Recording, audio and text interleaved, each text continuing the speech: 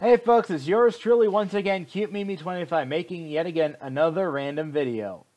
Anyway, this top 5 video will focus on my top 5 favorite shows that aired on this channel called Noggin. For those who don't know what Noggin is, well, let's just say it started off as a regular kids channel aimed at kids to adults. They had a bunch of programming. Then around 2002, most people would recognize Noggin as a preschool channel. Now, to be honest, I'm probably going to get some disagreements, but I prefer the days when Noggin was just a regular channel for kids, because in my top 5 list, one of my favorite shows was aimed at more than just preschoolers. It was actually aimed towards older kids, but everybody loved that show. And finding out it was discontinued, well, that makes me hate the preschool version of Noggin. So I have a reason why I prefer the original one, so thought I'd let you know about that. I also prefer the times when a different show is playing. The logo is different. Like on one show, it's a ladybug, another a flower, or daily it's different. I don't remember how it went back in the day, but I prefer it when they show different logos instead of the same one throughout the whole month. That's what Moose and Z had, unfortunately. Also, fun fact, Noggin had 3 different mascots/hosts at the time. When Noggin was before a preschool channel, we had Fred as the host. His name was spelt with a PH instead of an F, for those who didn't know. He had 2 shows. They were the URL with Fred show and the Fred on Your Head show. I'm not sure if anyone remembers those, but yeah, he had 2 different shows on Noggin. Then when Noggin became a preschool channel, which I think was a huge mistake in some ways, we got this host. This is Feet Face. Feet Face only lasted from April 1st of 2002 up until April 7th of 2003. Then in 2003 of April, Feet Face basically announced that they were leaving the channel, and then 2 new familiar faces, who we still know to this day, took over as hosts. Now we get to 2 familiar faces, Moose and Z.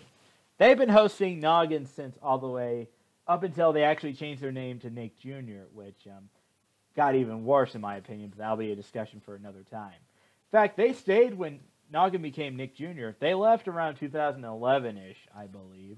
And not many people were happy when they got rid of these 2, because they made the channel worth watching. I really like these 2. They were great hosts for the channel. Anyway, I do apologize for a history on MCs/mascots for Noggin, but I wanted to give a brief history just for a fun fact for those who were curious. Anyway, without further ado, let's get with my top 5 list of Noggin shows. My number 5 favorite Noggin show is Tiny Planets. Basically, this was like 5-minute shorts featuring 2 characters named Meep and Bob, if I remember correctly. These 2 go on a journey to a random planet. They do some kind of activities, learn lessons, and stuff like that. Basically, this show was actually very good. I remember it mostly from 2002 to 2003. I don't know if it played back before Noggin became a preschool channel. I don't know if it aired around that time era, but I'm going to say maybe. If anyone remembers, please let me know. All I know is this aired a lot back when Feet Face was still hosting. When Moose and Z took over, they put this show at a very bad time slot if you lived on the West Coast like I did. If you lived in the East Coast, then you're okay. For Central, it aired at 5, Eastern 6, but for Mountain and Pacific, it's like 3 or 4 in the morning. Who gets up at that time? Aside from that, I totally recommend checking out Tiny Planets. Plus, you can check out this show still to this day. Just type in Tiny Planets on the search, and you'll find lots and lots of clips. Anyway, let's move on to number 4. Number 4 goes to Jack's Big Music Show. I would make an opening joke from the opening sequence where Jack's mom says, "We don't have much time. We have to leave soon for something." And basically, well, they do several different activities and stuff on the show. There's a lot of music, plus musical guests, like most of the episodes. Practically every episode had Laurie Berkner perform singing a song about situations going on. They also have other famous kid singers, like, I think one of the bands was named Milkshake. I don't remember. You'll have to do a Google search on the rest of them. I can't help. Sorry. But I can tell you that this show is very fun. It's musical. The songs they write are great, and what can you expect from a kids show that involves, well, singing puppets? I mean, to some people it may think it's creepy, but to me, it never creeped me out. I loved it, and I still love it to this day. I especially love the opening sequence where Mel the dog, he's the purple dog on screen, bangs the gong. Half of the time, nothing happens, but the other half of the time, which I find funny, the gong swings and hits Mel and knocks him right to the ground. I mean, that's funny. I mean, sure, it seems kind of abuse, but I think it's hilarious. But aside from that, Jack's Big Music Show, I totally recommend. If only Nick Jr. was smart enough to keep this show on their schedule instead of airing the crap they have these days. Oh well, let's move on to number 3. The number 3 spot belongs to The Upside Down Show, featuring the Umbilical Brothers. First of all, these two Australian actors, they're hilarious. They basically do situations like they've never been to an art museum or don't know what ice cream tastes like, never been to a birthday party, marching band, a farm, miniature golf. I can name a list, but I don't want to spoil everything. So I say you should check this show out if it's still available. Heck, if you're over the age, 13 or older, you should check out their other clips that are called the Umbilical Brothers. These guys are hilarious. Even as an adult, you'll still find these funny. Then again, most people love the Umbilical Brothers, so the Upside Down Show is one I totally recommend checking out. And if you can't find that, I still say check out the Umbilical Brothers. Just make sure little kids aren't watching that, because some of their stuff may be, well, I remember one of their stuff has language in it, so I say watch out. But overall, the Upside Down Show is a must-watch show. I totally recommend you check it out. Anyway, let's move on to number 2.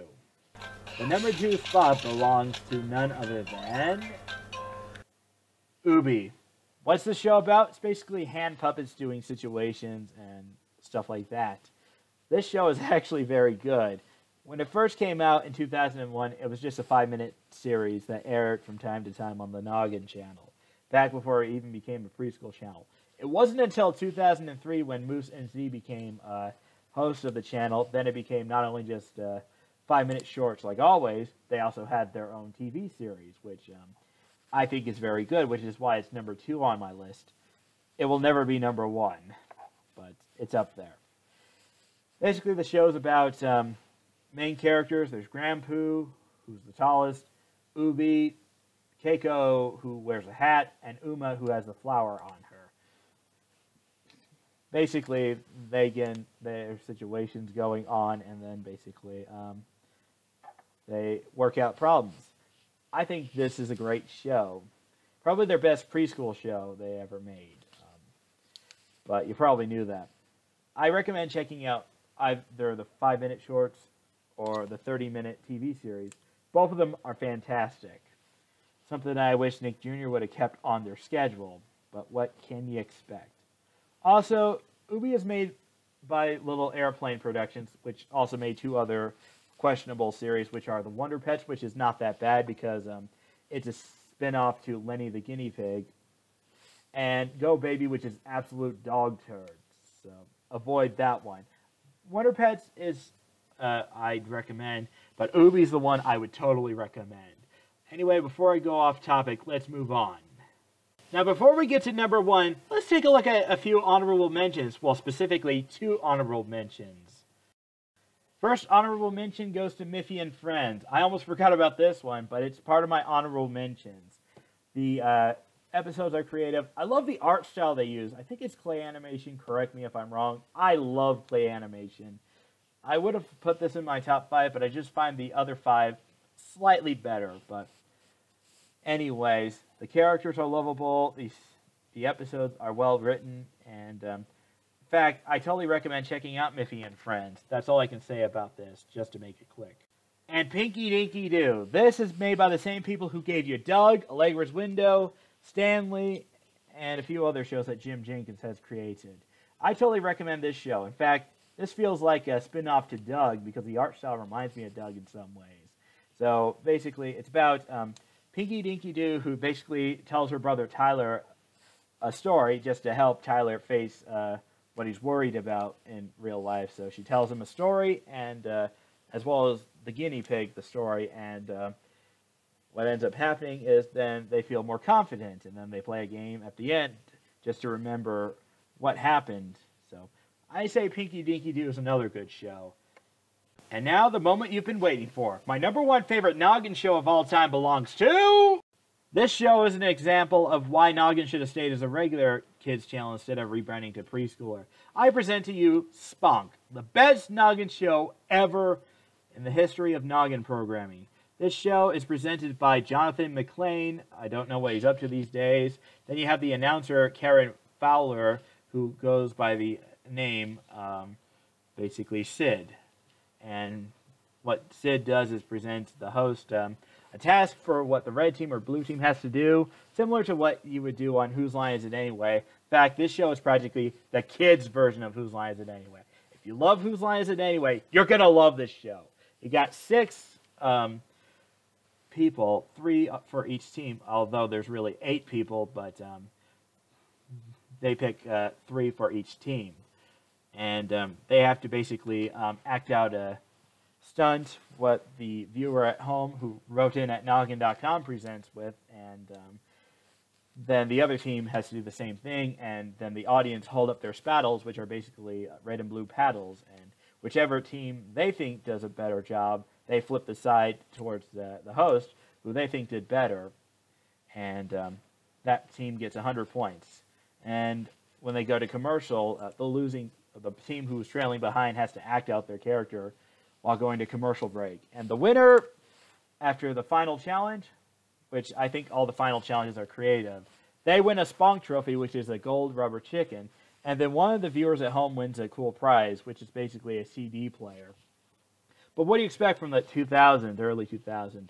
That's how the show went. So overall, I recommend checking out Spunk. This is the reason why I want Noggin back as a regular kids channel, because this show only lasted 1 season with a whopping 26 episodes. Actually 24, I believe. Yeah, somewhere around that point. Noggin needs to come back, and we need more episodes of Spunk. This was a great show.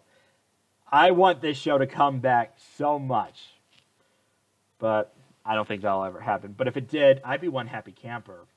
Anyway, there you have it, my top 5 favorite Noggin shows. Now you know why I want Noggin back as a regular kids channel as opposed to a preschool channel. Well, then again, we could have a mixture of the two if Noggin ever came back as a regular channel instead of an app, which I think the app is a brilliant idea. So thanks for watching, and if you want to give me your top 5 list, feel free to. Just remember, some of the shows that I might have not mentioned are actually Nick Jr. shows. So that's what I like to throw out. So anyway, thanks for watching.